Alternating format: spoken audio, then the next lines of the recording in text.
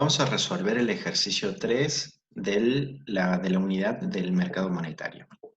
El ejercicio nos plantea, dado el siguiente balance del Banco Central para un año determinado, tenemos por un lado el activo, que se compone de reservas internacionales por 600, créditos al sector público por 200, crédito al sistema bancario por 350, totalizando un valor de 1.150.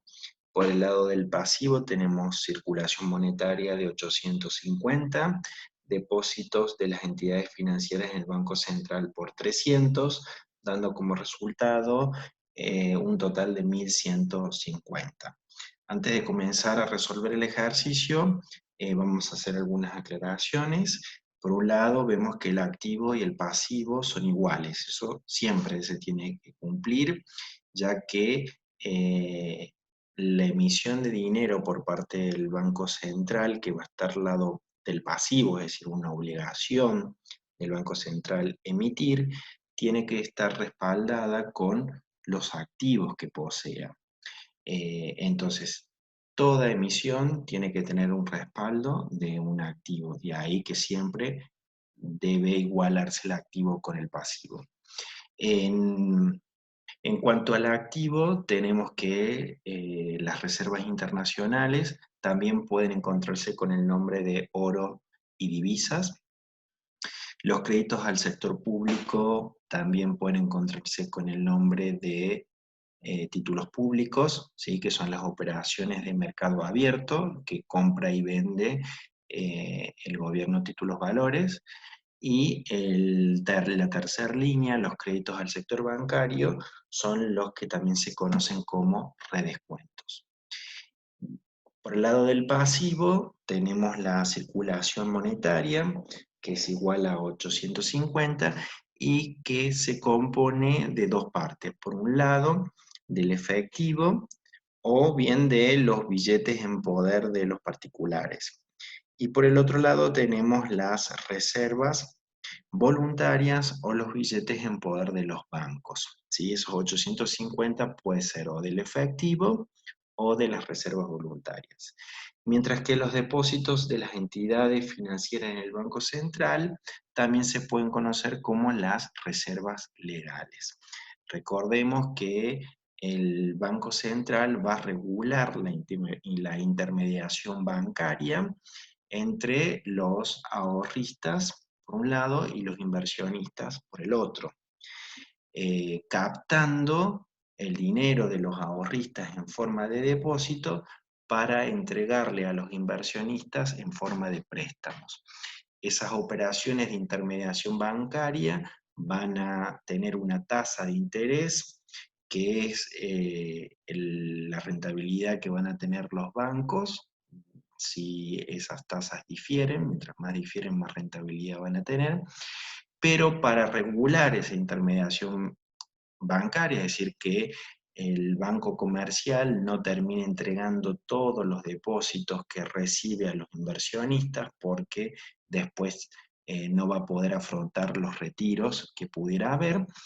El Banco Central le exige a los bancos comerciales que reserven una parte de esos depósitos en el Banco Central.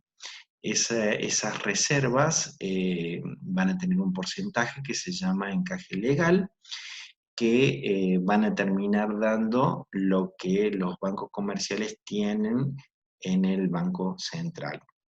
Si es una obligación de los bancos comerciales reservar una parte del dinero. Ese porcentaje se llama encaje legal. Si es un 10%, está indicando que el 10% de los depósitos que recibe el banco comercial no los puede prestar, es decir, que tiene que quedar reservados en el Banco Central. Bueno, habiendo hecho esta pequeña introducción teórica, comencemos con el inciso A, que pregunta la base monetaria. La base monetaria es un concepto que representa el pasivo del Banco Central, ¿sí? Es la creación primaria por parte de esta entidad, que es una obligación, ¿sí? Es la obligación de emitir esa obligación de emitir dinero respaldado con activos, se denomina base monetaria. Por lo tanto, en este inciso no hay que calcular nada, simplemente observar que el pasivo es igual a 1150, por lo tanto la base monetaria va a ser equivalente a ese valor. El inciso B, ya entramos a cuestiones de creación del dinero primario. Calcule el cambio en la base monetaria si el Banco Central compra divisas a los exportadores por $180, un tipo de cambio de 3 pesos por dólar. Bien, entonces el Banco Central acá va a intervenir en el mercado cambiario comprando divisas, es decir, va a aumentar sus reservas internacionales. El Banco Central compra y como contrapartida de esa compra va a entregar moneda local, va a entregar en nuestro caso pesos. Entonces compra los $180 y va a entregar el equivalente en pesos. ¿Cuál es el equivalente en pesos? Vamos a traducirlo por el tipo de cambio. En este caso es de 3 pesos por dólar. Si recibe $180 por 3 nos da que va a emitir 540 pesos. Entonces la compra de divisas termina siendo una emisión. ¿Sí? Recibe los dólares y entrega en contrapartida, es decir, emite pesos por 540. Eso lo podemos ver en la línea de abajo como si fuese un balance del Banco Central, donde la línea de reservas internacionales se va a incrementar en 540 y como contrapartida, es decir, subió un activo, tiene que subir su obligación de emitir por 540, que no es más ni menos que la base monetaria. El inciso C, cambio en la base monetaria si el Banco Central otorga redescuentos por 120 pesos. Entonces el redescuento es otro activo del Banco Central que representa los créditos que puede hacer el Banco Central a los bancos comerciales. Entonces, si es un aumento, es un otorgamiento de redescuentos, va a estar aumentando los créditos que va a haber y por ende va a estar emitiendo, ¿sí?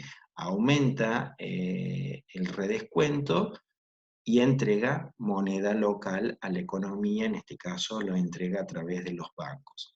El efecto va a ser directo, ya que los créditos al sector bancario es un componente de emisión, entonces aumenta los créditos al sector bancario, los redescuentos por 120, con su contrapartida, que es la emisión de dinero por 120 pesos.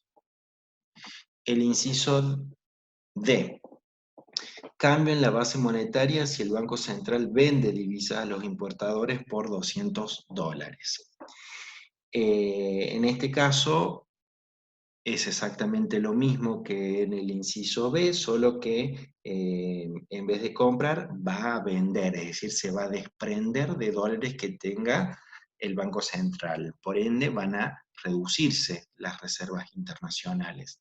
En el inciso no nos dice el tipo de cambio, pero vamos a suponer que el tipo de cambio es el mismo que el que aparecía en el inciso B. Por lo tanto, la reducción en las reservas internacionales en moneda local va a ser igual a 600 pesos.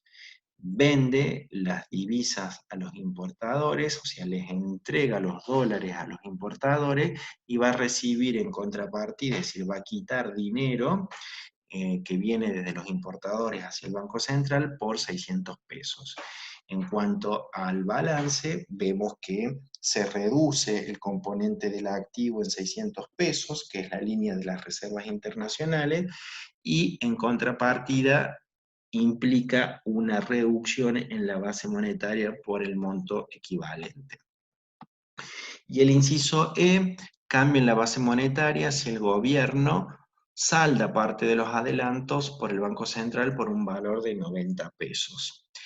Entonces, en este inciso hace referencia a la línea de créditos al sector público, donde el gobierno va a reducir esa deuda que tiene con respecto al Banco Central, si son dos entidades que pueden tranquilamente realizar operaciones el gobierno con el Banco Central, entendiendo el gobierno como el poder ejecutivo.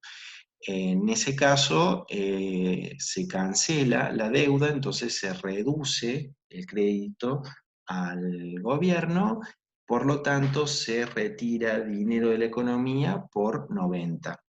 Entonces la cancelación de 90, el gobierno le entrega 90 pesos al Banco Central, por ende queda excluido de la economía ese monto de dinero.